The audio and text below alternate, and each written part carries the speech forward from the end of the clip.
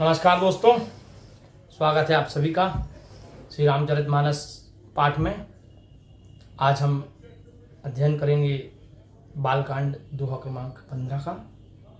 आप सभी को बताता चलूं कि यह जो भी अभी हम पाठ कर रहे हैं इसमें गोस्वामी तुलसीदास जी क्रमशः प्रभु की महिमा का वर्णन कर रहे हैं। किन्हीं दोहों में प्रभु कविता के गुणों का वर्णन कर रहे हैं, कहीं दुष्ट जनों खल जनों का वर्णन कर रहे हैं। ये सब प्रभु के जन्म के पूर्व की कथाएं चल रही हैं। आज हम अध्ययन कर रहे हैं दोहा क्रमांक 15। सपने हु साचे हु मोहि पर जो हर गौरी पसाऊ, तो फुर हो जो कहे सब भाषा भनीति प्रभाऊ। सिया श्री रामचंद्र की जय, पवन सुत हनुमान की जय। गोस्वामी जी कहते हैं, स्वप्न में भी सचमुच मुझ पर श्री महादेव जी और पार्वती जी की प्रसन्नता है, तो मेरी इस भाषा कविता का प्रभाव जो मैंने कहा है वह सब सत्य सिद्ध होगा। बंदौ अवधपुरी अति पावनी, सरजु सरी कलि कलुष न सावनी।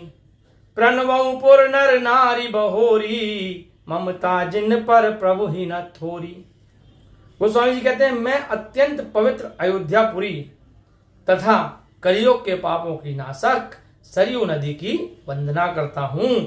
फिर मैं नगर के नर नारियों को प्रणाम करता हूँ जिन पर प्रभु की अत्यधिक ममता थी। सिय निंदक अग ओघ नसाए, लोक विशोक बनाई बसाए।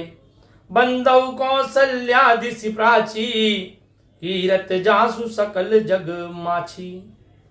उन्होंने सीता जी के निंदक धोबी के समूहों का नाश कर उसे शोक रहित करके वैकुंठ में बसा दिया।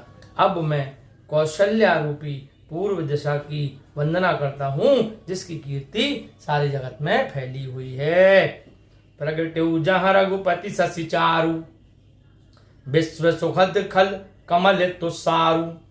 दशरथ राउ सहित सब रानी, सुकृत सुमंगल मूर्ति मानी।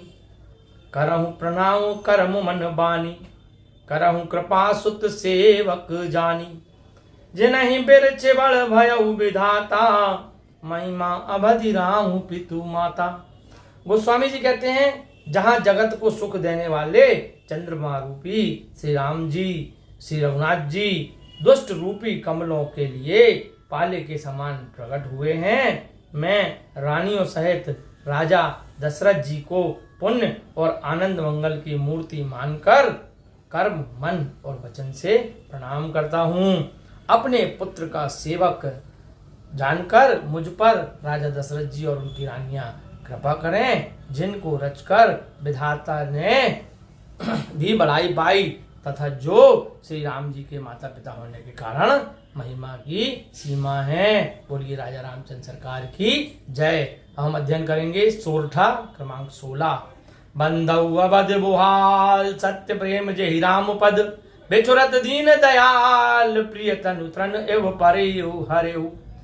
गोस्वामी जी कहते हैं, मैं अवध के राजा दशरथ जी की वंदना करता हूँ जिनका सच्चा प्रेम श्री राम जी के चरणों में था, जिन्होंने दीनदयाल प्रभु के बिछुड़ते ही अपना शरीर तृण के समान तिनके के समान त्याग दिया। प्रणवौ परिजन सहित विदेहु, जाहि राम पद गूढ़ सनेहु।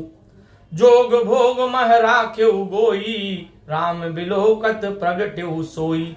मैं परिवार सहित राजा जनक जी को भी प्रणाम करता हूँ जिनका श्री राम जी के चरणों में गूढ़ स्नेह था, जिसको उन्होंने योग और भोग में छिपा रखा था। वह श्री राम जी के दर्शन होते ही उनका स्नेह प्रकट हो गया था। प्रणवौ प्रथम भरत के चरना, जासु नेम व्रत जाई न बरना। राम चरण पंकज मन जासु, लुबुध मधुप एव तजई न पासु। गोस्वामी जी कहते हैं, मैं सबसे पहले भरत जी के चरणों को प्रणाम करता हूँ जिनका नियम और व्रत का वर्णन नहीं किया जा सकता। राम जी के चरण कमलों में जिसका मन लोभी भौरे के समान समीपता को नहीं त्यागता। बंदौ लक्ष्मण पद जल जाता, शीतल सुभग भगत सुख दाता। रघुपति की रति विमल पताका, दंड समान भयउ जस जाका। मैं लक्ष्मण जी के श्री चरणों को भी प्रणाम करता हूँ, जो शीतल, सुंदर और भक्तों को सुख देने वाले हैं। श्री राम जी की कीर्ति रूपी निर्मल पताका में जिनका यश दंड के समान हुआ। शेष सहस्त्र शीस जग कारण, जो अवतरियो भूमि भय टारण। सदा जो सानुकूल रह मोह पर, कृपा सिंधु सौमित्री गुना कर। गोस्वामी जी कहते हैं, 1000 सिर वाले शेष जी जगत के कारण रूप हैं, जिन्होंने भूमि के भय को दूर करने के लिए अवतार लिया है। वे ही दया के समुद्र, गुणों की खान, सुमित्रा नंदन श्री लक्ष्मण जी सदैव मुझ पर प्रसन्न रहें। शेष रिपुसूदन पद कमल नमामि, सूर सुशील भरत अनुगामी। महावीर बिन वहु हनुमाना, राम जासु जस आप बखाना। मैं शत्रुघ्न जी के चरण कमलों को नमस्कार करता हूँ, जो सूरवीर, सुशील और भरत जी के अनुगामी हैं। मैं महावीर श्री हनुमान जी की विनती करता हूँ, जिनका यश रामचंद्र जी ने स्वयं बखान किया है। बोलिए राजा रामचंद्र सरकार की जय।